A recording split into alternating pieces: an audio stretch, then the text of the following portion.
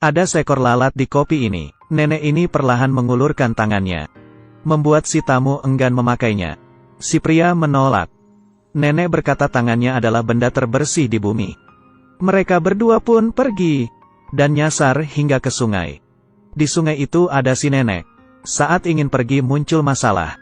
Nenek itu berubah menjadi seorang wanita muda. Mereka berdua melihat dengan terkejut. Tidak sengaja tersandung batu.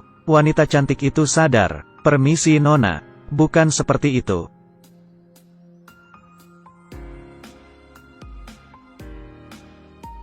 Ternyata wanita cantik adalah seorang pergi, bernama Chun Hua yang tidak bisa kembali ke kahyangan. Ia sudah ada di sini selama 699 tahun. Ia mencari reinkarnasi dari Sang Gong. Di mata orang biasa ia adalah nenek-nenek. Hanya reinkarnasi Sang Gong yang bisa melihatnya sebagai wanita cantik. Di satu sisi Lao Wang dan Xiao Shuai terbangun. Tidak bisa mempercayai yang mereka lihat siang tadi. Mereka mengira Chuan Hua itu seekor Guminho. Ia bisa berubah wujud. Dengan ragu mereka pergi ke kedai kopi lagi. Chun Hua menerima mereka dengan hangat. Ketika Lao Wang pergi ke toilet, ketika ia mendengar suara Lao Wang saat buang air kecil, Chun Hua teringat kehidupan masa lampaunya. Ini bukan diriku 699 tahun lalu. Setiap hari mendengar suara. Xiao Shuai melihat Chun Hua mengambil seember air. Kemudian ia membantunya. Tidak menyangka seorang nenek bisa berubah menjadi peri. Ia berkata dengan jujur. Karena dirinya mengira ini adalah ilusi. Lao Wang tidak memperhatikan mereka. Kucing naik ke meja dan meminum kopinya. Ia memanggil si kucing. Chun Hua terkejut. Kenapa Lao Wang bisa tahu nama si kucing? Lao Wang berkata ia seperti pernah mendengar namanya. Chun Hua mengambil bunga di kepalanya dan memberinya ke Lao Wang. Lao Wang mengingat ketika nenek menjadi peri. Ia terkejut. Kemudian Chun Hua mengambil pakaian dirinya di masa lalu dan menyuruh Lao Wang memakainya. Mereka berdua sudah hilang. Yang lebih mengagetkan, kucing itu berubah jadi manusia. Melihat telur yang rusak. Ibu tampaknya mau keluar. Telur yang rusak. Wanita ini adalah seorang peri. Sudah ada di bumi selama 699 tahun. Anaknya bisa berubah menjadi macan. Anaknya adalah naga yang berbentuk telur. Melihat telur naga yang mau menetas, Chun Hua yakin Lao Wang adalah suaminya. Sementara itu mereka kedua pria ini masih terkejut. Ternyata Xiao Shuai lah yang membuat telur itu menetas. Untuk mencari suaminya, Chun Hua memutuskan meninggalkan gunung. Datang ke sekolah Lao Wang. Ia mencari keberadaan mereka. Melihat gambaran yang dibuat. Kemudian mengenali identitas si macan. Jadi biarkan Chun Hua menjadi barista dirinya. Malamnya karena tidak ada tempat tinggal, Chun Hua datang ke taman. Mengambil tongkat yang diberikan Dewi Burung. Dan memunculkan sejumlah burung merpati. Hal ini dilihat Xiao Shuai. Melihat dirinya tertidur di lantai. Semua merpati terbang ke arahnya. Menjadi selimut yang hangat baginya. Xiao Shuai merasa kasihan padanya.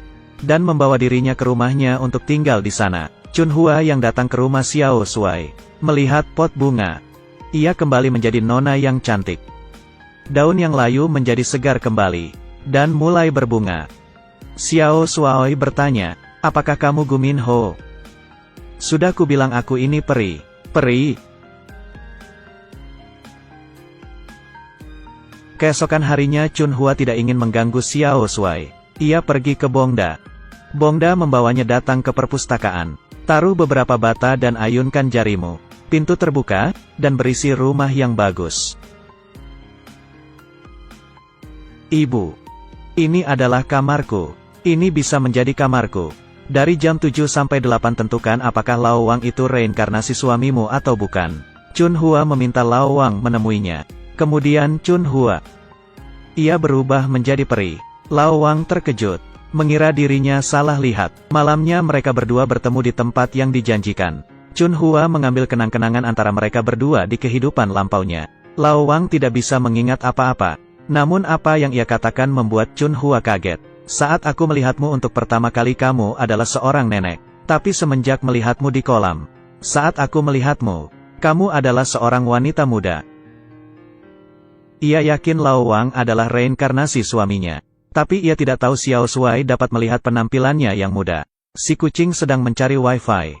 Xiao Shuai melihatnya. dan tahu si kucing mencari password Wi-Fi. Ternyata Xiao Shuai mampu mengerti pikiran tanaman dan binatang sejak kecil.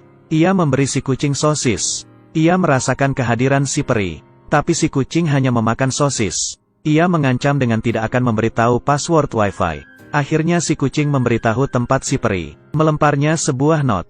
Menyuruhnya menulis password Wi-Fi. Saat pulang si kucing berkata pada Chun Hua kalau Xiao Shuai mengerti pikiran binatang. Chun Hua terkejut, orang biasa punya keahlian ini. Tapi tidak terpikir. Hari ini, dua bunga sedang beradu mulut tentang lebah. Chun Hua membujuk mereka agar berbaikan.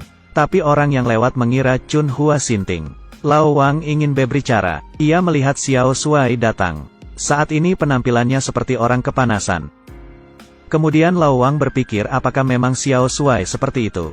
Chun Hua juga jadi wanita muda. Malamnya Lao Wang mabuk dan terduduk di kursi. Muncul seekor macan. Seorang wanita muncul. Memanggil nama Dian Sun. Dian Sun kemudian membawa dia pulang.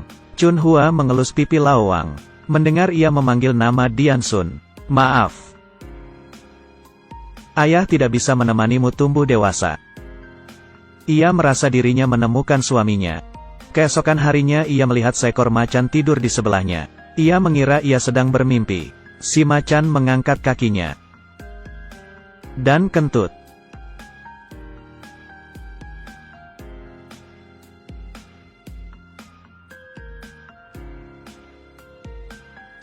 Ia tidak bisa percaya yang di depannya. Tanpa pikir panjang, ia langsung pergi. Melamanya Xiao Shuai mengajak Chun Hua menonton film. Kombinasi aneh ini menarik perhatian orang lain. Ia diledek. Agar dirinya tidak malu, Chun Hua menaruh bunga di kepala Xiao Shuai. Chun Hua melihat Xiao Shuai dan teringat. Di kahyangan ada dua sahabat. Satu adalah pergi berbaju merah. Satu lagi adalah Dewa Angin. Kemudian satu hari, mereka menghilang. Dewa Angin itu tampak sama dengan Xiao Shuai. Ceritanya belum selesai. Minggu depan akan berlanjut. Jangan lupa menonton Mencari Suami dari Zaman Dahulu.